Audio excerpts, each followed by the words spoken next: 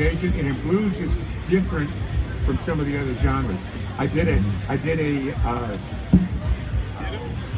him. Another one bites the dust. I did an album with a jazz drummer, and I kept saying, Robinson, now you're a hell of a drummer, but we're losing the beat. He said, well, I'm trying to follow you. I said, no. But a jazz drummer follows the beat. I said, you follow us, we're all going to get lost. Yeah. And so that main thing is drummer's got to be a metronome, and the bass player's got to be right there with the drummer. And if they don't click, I've seen too often, a lot of that down in Mississippi, a lot of folks play in church, and bass players in church will often play behind the beat, or the drummer will play behind the beat, and the bass player that isn't used to that gets lost. So, let you open up, talk a little bit about, where you see your role and the role of your partner in being the foundation, holding it up. Eric and Shane from Sebastian's are doing a beautiful job. I look at it this way. Give it up for him. Being a bass player, I All right, coming up next, we're going to award this scholarship in the name of Boogie Woogie Bob Peters. Yeah. Thank you. And I know my job is to basically lock in with my drummer. Yeah. And if you have a drummer that's nice pocket, solid, I can hang right there with him all day. It gives me the opportunity to let go a little more. You know what I mean? Yeah. Now we're playing blues. I love that bass line of blues because people think blues is so simple, but it's not. Blues take a lot of discipline. It takes a lot of energy to project that they're boom, boom, boom, boom, boom, boom, boom. So you right there the whole night. The drummer has to be. He's got to be right there. And so you both have to love each other. And it's a marriage. It's a marriage. So we both have to love each other and respect what the other's doing. And now if my drummer is sticking right there, it gives me the chance to go, gives me the opportunity to do that. And if I'm sticking, my drummer goes, see, he can give me some of that.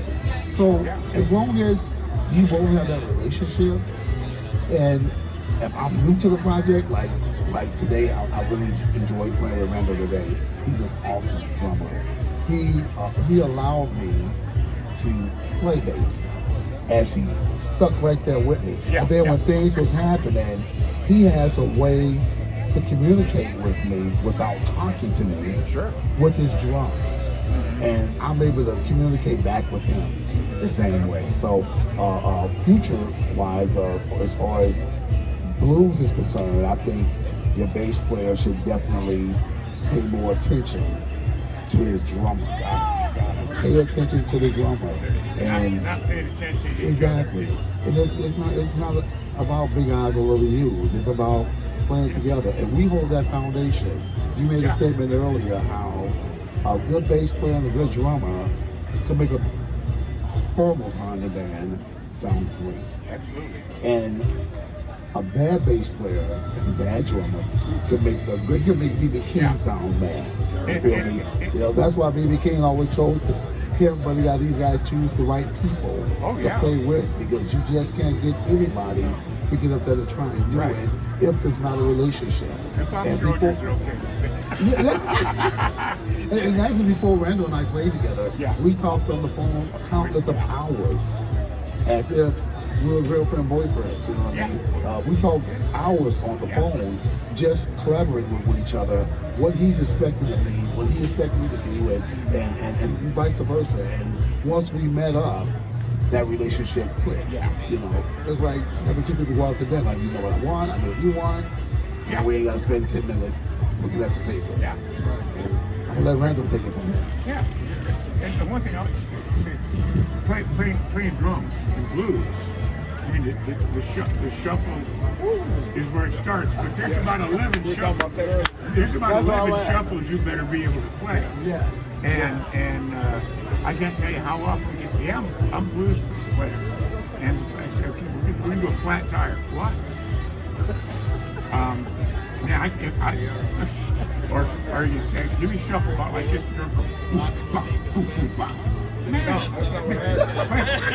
Play four. You got him excited. Yeah. Talk a little bit about that. That it sounds simple, but it isn't. And if you don't do it right, especially with the shuffle, You mess it up. it always falls apart. So before I get started, I would say it was an honor and a privilege to play with Mr.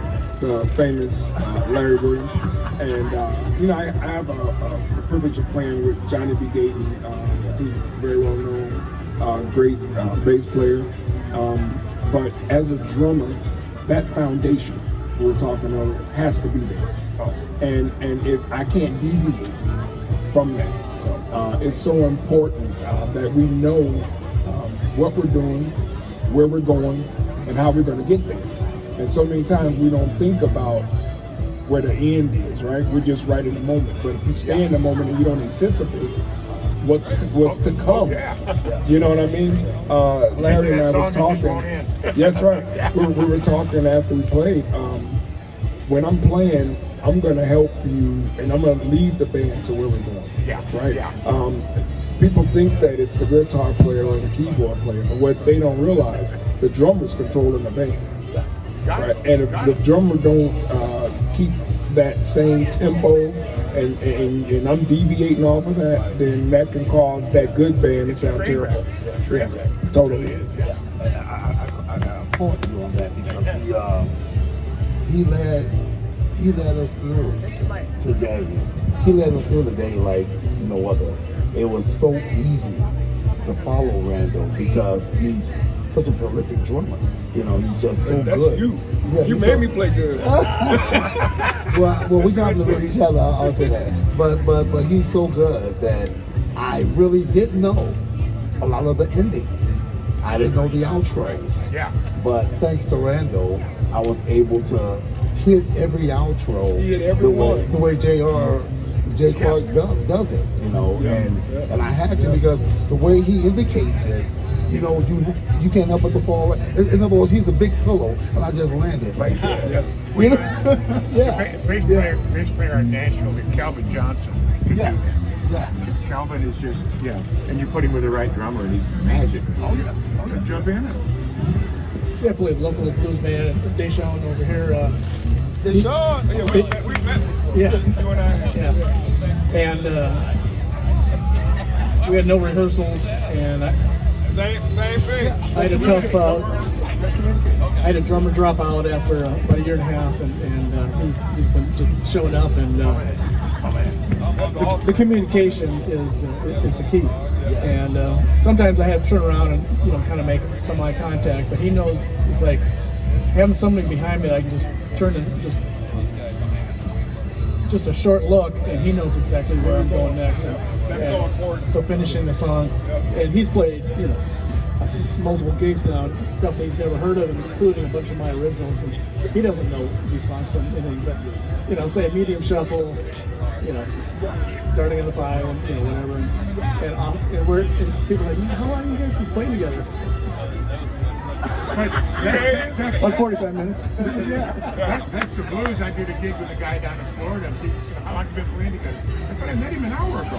Yeah. And it happens all the time. Yeah. I know him as a bass player it happens, but like me as a drummer, my phone might ring in the next 10 minutes, and it's like, dude, my drummer just called. He can't be here. Can you get to this gig? And I'm like, what are you playing? Because, and he might say, well, this song. Dang, I don't know none of that. But if I have a good bass player, I'm good, right? Because I'm going to lay back a little bit, and I might not have met anybody or know anybody in the band, but you lay back, the first couple bars, and then you go for it. I had a chance to play with a drummer by the name of Willie Ho. May have heard of him once or twice. He was the drummer for the Blues Brothers, for Booker T and the MGs, and everything Isaac Hayes ever did. And his side gig was Cool in the Game. But I think I heard it. I saw Willie all the time. We did a lot of shows together, and people got to run up Only time I ever did Blues Brothers songs is when we did a set, because Willie was there. But I had him play. I did on one of my albums. I did the old Howlin' Wolf song, "Who's Been Talking." It's a rumba. And so Willie came in and he said, "Okay, I'm gonna play it twice." And I said, "Well, don't think we can stick it the first time?" He said, No. I'm gonna play it and I'm gonna come back in and play over the top. And what he did is he played that nice rumba straight. Then he retuned all the toms and played right on top of the bass. And it was the most amazing thing you ever heard. So you get somebody that really knows how to do that. He is a metronome. The man can keep time like nobody. But he's also this artist with it, doing the stuff together. And you get folks that'll do that and just have that touch. And you get very few drummers that can. Like today, Randall, the timing stayed where it was at. And he never went anywhere. And drummer, our drummer, Cleo, he's the same way.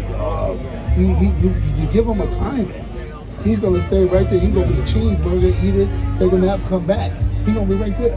Yeah. He's not moving. I know guys like that. Yeah, there's only a few drummers that can truly do that. And to stay there. And that's difficult. It's not easy. I cut a live video of a song. We did 2 takes of it. And we're listening to it, and the first take, this guy played a beautiful guitar solo, but the band was kind of loose. The second take, the band was so tight, and he screwed up the solo. I said, oh God, wait a minute, Bill Marshall's on drums, let's see. We could pull that solo out, drop it right in, didn't have to move a single note. Just check. So, yeah. We don't lie to you guys. We really do. I mean, even though you're not over here sitting down with us, you're a part of this too because I'm over here observing you my peripherals. And seriously, and you can tell the way you're paying attention.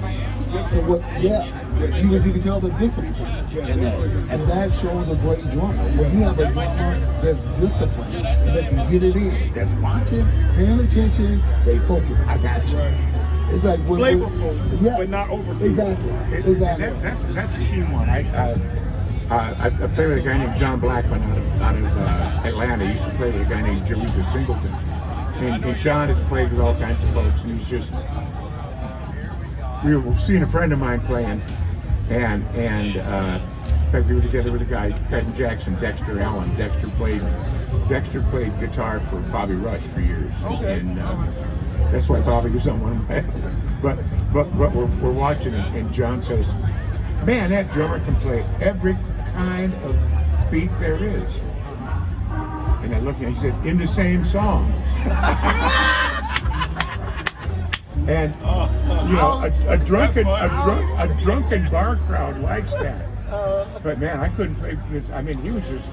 But I got another friend who fancies himself a jazz drummer, and he puts so many fills in. He's always falling behind the beat. You mentioned earlier drummers following. We mentioned drummers following the guitar player, and every time I've been with a drummer that follows the guitar player, the band just the groove is gone. It's a train crash. It's probably on the metronome, but there's no groove. Everybody is time to go to the bathroom, go get another beer. You've lost the crowd every single time. So, and they look at you like a drummer will look at you like. You don't know what you're doing.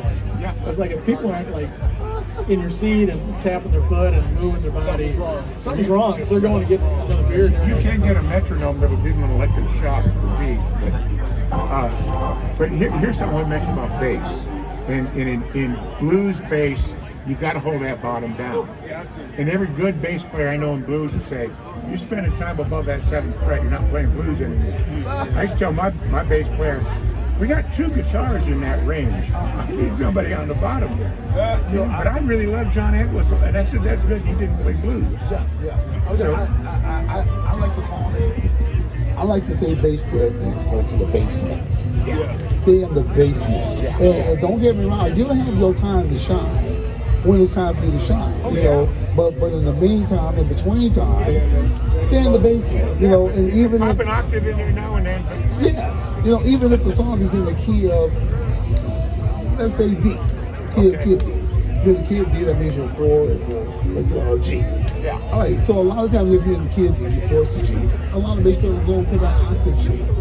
And it's okay. But when it's time for the guitar player to come out and do this thing, You need to stand there low. you gotta get in the bottom. You gotta hold them. You gotta hold them. Because your drummer got you. And you standing on that drummer hard. I'm standing. Listen, when I go to them low notes, that means I'm feet first on my drummer's head. And he has to stand there and hold me up so I don't fall. And he gonna stand there. He's like, I got you. I'm like, come on, I got you.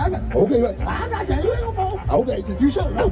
Oh, Larry, I'm getting weak. Okay, hold it. Okay, I got you. And he'll stay there. He'll stay there. Then when it's time for me to come down, he'll hold that hand out and help me down. And put me right back where I need to be. But in the meantime, in between time, I'm holding. Like today, with Clark's material, I was on him. And I was stomping on him. And he stood there. He said, I got you. I got you. Wherever you go, I got you. And then when Jay came out that solo, and we went back into the groove, he said, all right, here we go. And that's how it's gotta be. It's gotta be that when your drummer, you gotta have a good, disciplined drummer. And even now, I'm even going as far as saying your bass player gotta be that good. Your bass player can run 145 all day long. But if your drummer is feeling it in, like when the bass player but the bass player don't go even if he don't, the drummer So your drummer will fill all that up for you. So you can have a mediocre bassist. You know, what I mean by I don't mean about bass players mediocre or any musician mediocre, but just a bass player that doesn't do a lot of fills. Just plays the 1, the 4, the 5, long. You know, and you can get through a whole song with that, like John Hill, boom, boom, boom, that boom, boom, boom. You might just use the 1 for the whole That's all he's doing. That's all he's doing. That's all the bass player does. So it's not like he's being lame. But the drummer, that shuffle guy, Gotta be there. he's got to be there. So that bass player can just stay right there. But if that drummer is kicking, but you're hearing it. You're hearing it, but you're more than that. You're feeling it. Yes. And that's where it is. Yes. You're not paying attention to every one of those notes. Yes. Now, I had it. And I see this for younger bass players. They just want to get throw a whole lot of fills in there. Just get real busy. Same thing with new drummers. Oh yeah, new drummers. They're awesome when they're old. Oh yeah. Right, and too much. So I had to tell my own bass player, I said, Seth, so, you know, you 1s and 4s and 5s, 3 now, yeah. But a 0 is a valid note to play, and you need to play more 0s. That's a good one. But I got that from BB. He said, I play a lot of 0s. But the music can breathe that. And, you know, you keep it too busy, it stops being blues. then if you think about it, you keep that music, if you simplify the music, simplicity. Simplicity is going a long way. Yes. If you do it, and then like Randall said, when you see people out there doing this, no, I'm sorry, you do it different. When you see people not here that they feel it, you know you're doing something good. After you, it don't have to be, and they're not gonna do that. And trust me. Drummers do this too. Yeah, don't get me wrong. I love all the great bassists. I even love getting up there. I love that too. But when I do it, nobody's doing this. You know what they're doing? This. Yeah. That's what they're doing. During hip hop. Ain't nobody grooving to me, but they enjoy what I'm doing because it's like, oh, he's putting on the show. So I'm not moving you at all. I'm not making you dance at all. You know,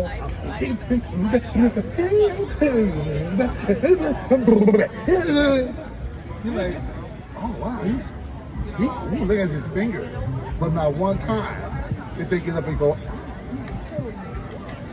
Yeah, absolutely. That be like, boy, No, they ain't know that. Hey, you know what I'm saying? They ain't know that. That's your job. Yeah, that's my job. To get them doing Oh, and that's what that's just exactly what it takes. But again, holding it down so the band can stay with it and be there means so much. We had a gig earlier at an indoor, basically farmer's market, a little beer garden, and nobody there. So we got started about 12 o'clock, about 1 o'clock. People up, you know, in a farmer's market, you know, that's what you want, drinking a beer. Yeah, but At 1 o'clock in the afternoon. I got a song. I got a song called We "White got 'em. People Dancing," We got 'em. and And it was fun for all of us. I'll be honest. I want to see the video. I know. Yeah. I'm building a new one because I've got some new. I was just played in France, and this guy, the dance stuff reminded me a lot of those things at the used car lots. And I mentioned it because that guy was at every one of my shows, and I was afraid he was going to hurt somebody. And I said to the guy that was sponsoring me there, I said, he's something. He says, yeah, he's probably the best bad dancer I've ever seen. I said, man, there's a song there too. Yeah, I got a song called WPD, stands for White People Dancing. Oh my The God. hardest thing for me to do is watch white people dance. But you know, I'm gonna tell you something. I'm gonna tell you about this. I love dancing. I love it. I've stolen a lot of steps from white people, man. I'm serious. Because if you think about it, when they do it, they feeling what they're playing. I mean, what they're hearing. Yeah, they're feeling what they're hearing. And if you groove with that, Oh yeah. that's the prettiest thing in the world, man. Oh, yeah. I'm telling you, I've seen this. Oh God, I've seen this one white lady dance. She was like, and I put it in my routine. I put it in my routine because it was so cool, and I would stop on the dime and stop on the dime, and it works. It was the coolest thing. Just can't do it Right. for very It long. was cool. And there's something, you know, living in Mississippi. I was at the Hill Country picnic at it's a Firefox Farm, and Mr. Sip. I don't know if you've ever seen Castro. yes. Castro, he's the one first started calling me Uncle Mick. So he's my nephew, and he always will be. Alright. But he had me up on stage, and we did some songs together. And I looked, and so there you got Mississippi, where these people who would never interact together anywhere except on a dance floor where the blues is playing. And I saw it so many times there and at Ground Zero, Morgan Freeman's Club in Clarksdale, sit over and over again. And there's just something that, but you know, Howlin' Wolf used to come down from Chicago and play fraternities and sororities at Ole Miss. You know? Yeah. But you know, the blues, the reason why I'm gonna say I love the blues so much, I love it so much because blues music brings all genres together, man. Yeah. It really does. It's just something about the, yes. Well, and this is that blues, you know, it started in the cotton fields, but it started as a verbal art form, and it was people doing hollers. Another man done gone. You know? But what happened is there were Irish indentured workers picking cotton along with them, and so that Celtic music, and the 1/4/5 is Celtic. There's not a pentatonic scale in African music, but the beat from Celtic music is from North Africa. The Romans brought it over, and so it really is world music. And I'd mentioned this earlier that you know, blues started with vocals, and then it was fiddle and banjo until the Mexican migrant workers came to the Delta and brought guitars. And we hear about, Robert Johnson played Spanish tuning. That's because mariachis played an open G. That's what they did. And then why do we have slide guitar? Hawaiian. They'd heard that on the radio and they'd pick up a pocket knife. And so everybody's music is in blues, but it had to be the African American experience to pull it together and set it free. But it's amazing. I was in Guatemala at this club, and there's these teenagers and they're playing some ranchero music and some stuff, and they started playing blues. And I said, "Where did you learn that?" They said, Blues Radio International. I know the guy that runs that, Jesse Fisher. And it is. I mean, you go anywhere in the world, you can hear blues and reggae. Those two music forms everywhere. Yeah. Everyone who truly into the blues because of not only the sound, but what it feels, what it expresses, and the whole line, you know. And I think that's why the blues has a larger community than a lot of people think. Oh, yeah. You know, I mean, even though they don't advertise us, they don't publicize it. You know, they publicize more rap, country, blah blah blah. That's cool. But the cool people is good. Well, you know, when Public Enemy was inducted into the Rock and Roll Hall of Fame, the first words out of his mouth was, "Don't you forget, this all came from the blues," and it is the basis for all of that. And we can all identify with it. Yeah. Oh yeah. Oh yeah. Now, blues in the schools program. yeah.